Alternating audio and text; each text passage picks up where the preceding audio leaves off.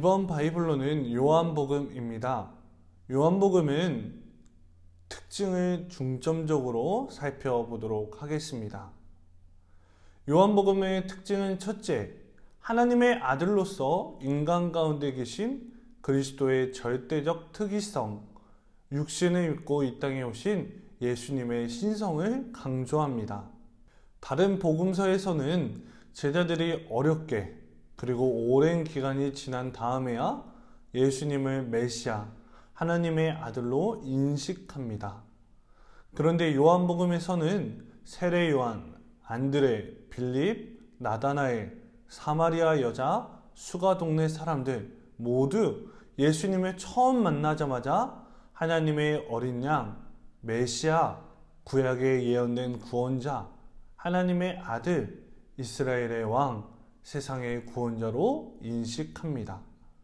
그리고 예수님이 내가 그다, 내가 있다 라는 신적 호칭을 사용해서 자기 자신을 지칭하십니다.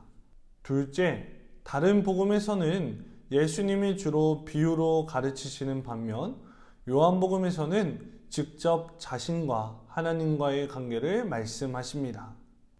셋째, 다른 복음에서 예수님의 주된 가르침은 하나님 나라였지만 요한복음에서는 거의 언급되지 않고 대신 영생이 주요 주제로 나타납니다. 넷째, 다른 복음에서는 귀신을 쫓아내는 것이 예수님의 중요한 사역 중 하나였지만 요한복음에서는 귀신을 쫓아내는 것에 관하여 전혀 말하지 않습니다.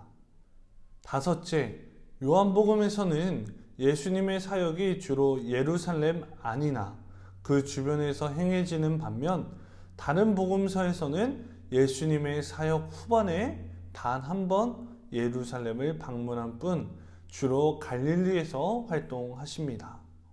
여섯째, 요한복음에는 예수님이 나는 무엇이다로 지칭한 7개의 구절들과 그것과 연관된 7개의 이적들이 나타납니다. 예수님은 생명의 빵, 세상의 빛, 양의 문, 선한 목자, 부활과 생명, 길과 진리와 생명, 참 포도나무라고 하셨고, 물로 포도주를 만드시고 왕의 신하의 아들을 고치시며 38년 된 병자를 고치시고 5,000명을 먹이시고 바다 위를 걸으시고 소경을 고치시며 죽은 나사로를 살려주셨습니다. 일곱째, 예수님의 적대자를 가리키는 문맥에서 유대인이라는 용어를 자주 사용합니다. 예수님과 그의 제자들은 모두 유대인이었지만 많은 곳에서 유대인이 아닌 것처럼 묘사하고 있습니다. 다음은 요한복음의 주제입니다.